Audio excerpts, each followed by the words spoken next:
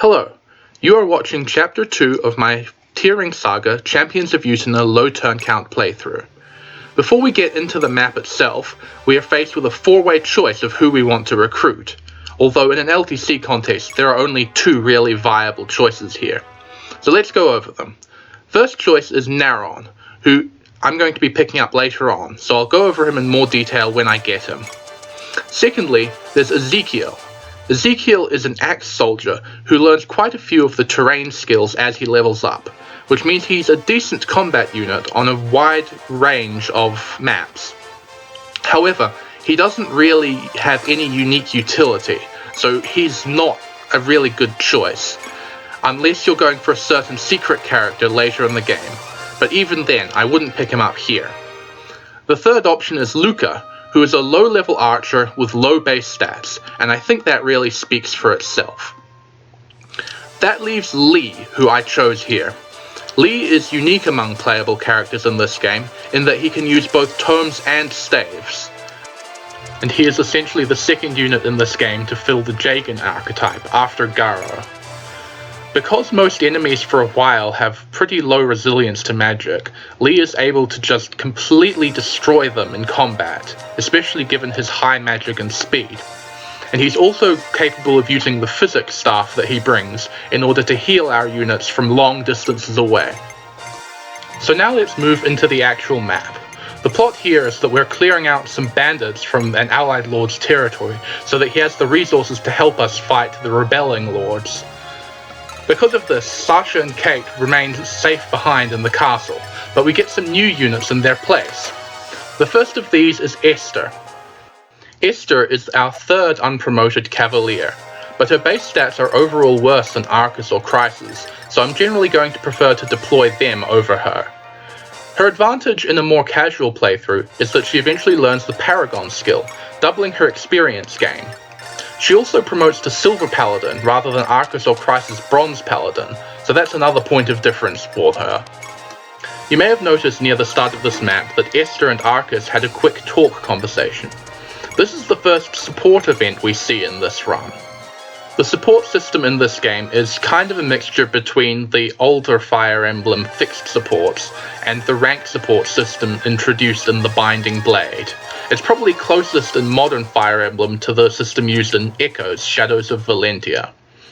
So there are a lot of pairs that start with base supports in this game, but there are also events throughout the game that raise the supports between certain pairs. Unlike the Game Boy Advance Fire Emblem games that were released at around the same time as this game, there are no prerequisites to seeing these conversations except having the two characters together at the right time. Most of these conversations also don't take place during a map. In fact, this is one of only two maps in the entire run where we will see a support conversation like this. Instead, most support events take place on the world map, or after chapters are completed. The army split mechanic introduced later in this game also ties heavily into the support system, because many support events require you to send specific groups of units with specific armies in order for you to get them.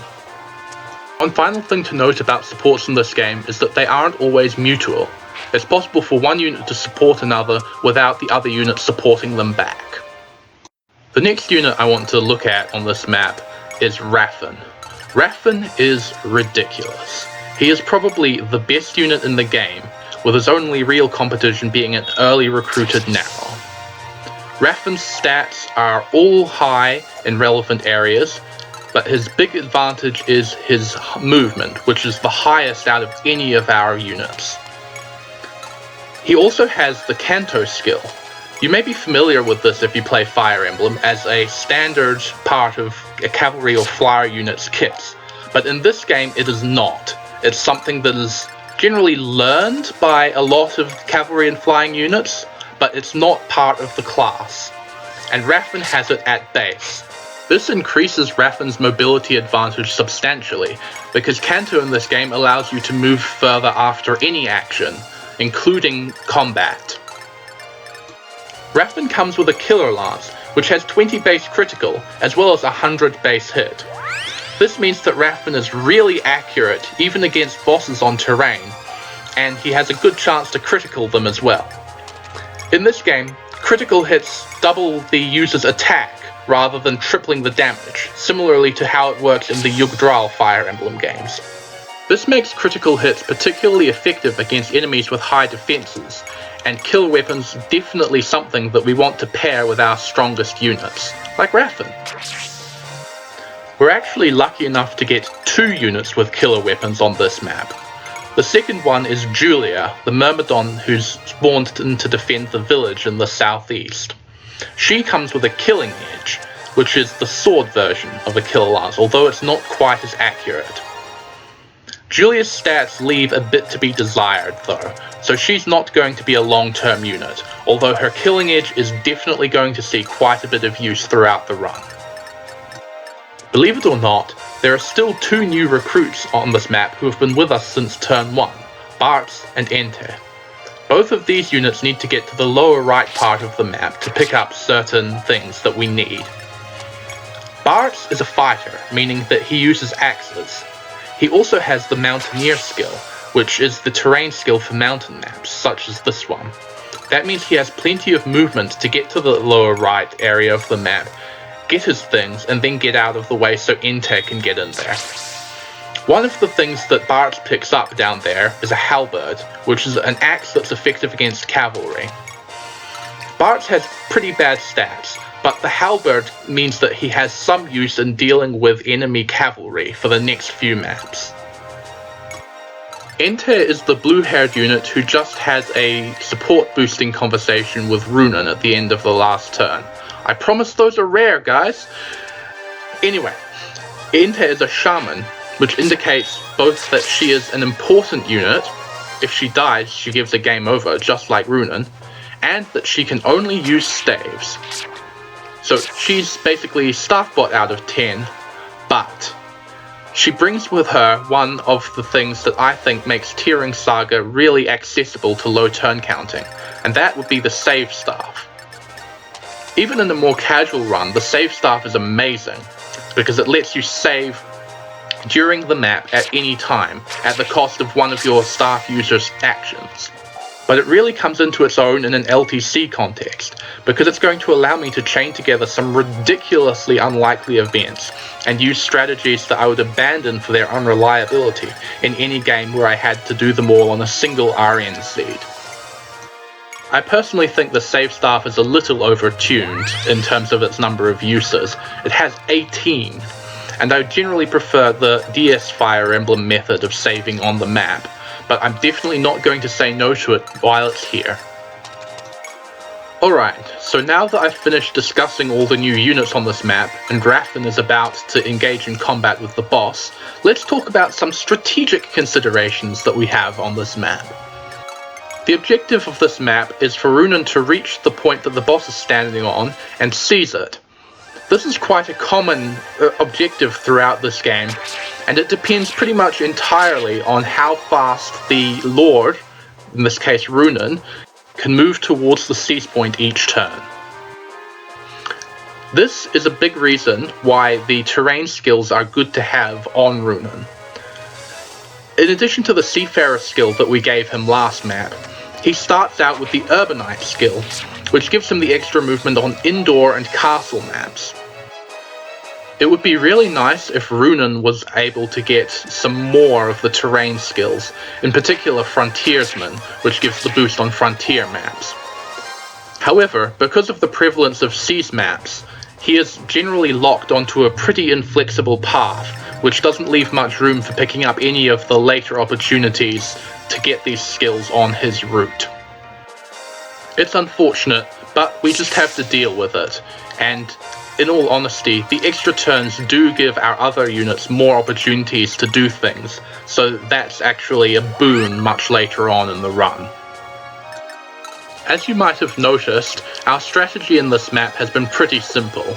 Basically, Raffen carves a path for Runan, and the rest of the units pick up kills where they're able, tidying up after the both of them. Enemies in this game tend to be quite weak, with the exception of some particular bosses later on in the game. So there's really no reason to train any of these units up in particular. I was hoping to get some more kills on the 51 kill Iron Sword from the last map, but I actually left it on Kate, and since she's not available in this map, that means that plan was kind of foiled. I did make sure to give Runan a few rounds of combat in here to get as much experience on him as I possibly can. Unfortunately, he didn't manage to get any kills though, which is a bit of a shame, but not really all that atypical for him. And with that, there's not really much else to say about this map. It's quite long and not very complicated. So I'm going to take this opportunity to talk about how the RNG works in this game. If you're familiar with Fire Emblem in any way, you'll probably be aware of the terms 1RN and 2RN to describe RNG systems. In a 1RN system, a single number between 0 and 99 is generated and compared to the target number, whereas in 2RN, two numbers between 0 and 99 are generated and then averaged, and the result is compared to the target number. In either case, if the generated number is lower than the target number, the random event is a success. In this game, a single random number is generated, but this random number has a non-uniform distribution across the range 1 to 98. This produces an actual probability curve that's more similar to the 2RN system than to a 1RN system. Additionally, uniquely in this game, this modified RNG system is applied to critical hit rates in addition to hit rates, whereas in Fire Emblem, it's only ever applied to hit rates. That means that low percent criticals are even lower percent in this game than you would expect. Note, however, that this generally doesn't apply to random events where a target value is not displayed to the player. As far as I know, it's not clear at this point whether the modified RNG applies to random skill procs in battle, but it definitely doesn't apply to things like random growths. Right, now at this point in the map, pretty much everything is out of Runan's way, so he can reach the fort easily, but Enteh still needs another turn to reach the house that she needs to get to. I deliberately pushed Runan as quickly as possible towards the fort to demonstrate that this map could theoretically be completed in 8 turns if you ignored the recruitment that Enteh is going for. However, even in an incomplete recruitment LTC, you still go for this recruitment, because the character that you get is so important to LTCing this game. She more than makes up for the single turn loss here to recruit her. With Runan about to reach the fort and wait patiently, but only for 1 turn, let's talk about that recruit. Her name is Plum, and she is Bartz's adopted sister. At first glance, she doesn't seem all that useful, because she's a cleric, so she can only use staves just like Enteh. However, certain events later on make her extremely useful, far more so than she appears here. Once I recruit her next turn, she will go into the other house to pick up an item called Lan's Mirror, which gives a +5 hit into void bonus to allies within 3 spaces of whoever's holding it. This is a useful little reliability bump in several later maps. It's kind of like a charm skill that you can pass around, which is quite handy. So, Plum picks that up, and then we're going to tidy up the last enemy on this map. I actually have Raffen take the kill here, because as I mentioned, none of the other units are really worth training up, and more strength and speed on Raffen just makes the rest of the game so much easier. Anyway, then, at long last, Runan is able to seize, completing the map in 9 turns. After the map, if you have Lee and Lan's Mirror, there'll be a brief event in which Plum receives her personal staff. This event is the main reason to pick Lee early, as the staff is quite good, but I'll go over what it does once it actually gets used. That's all for this video. I will see you next time.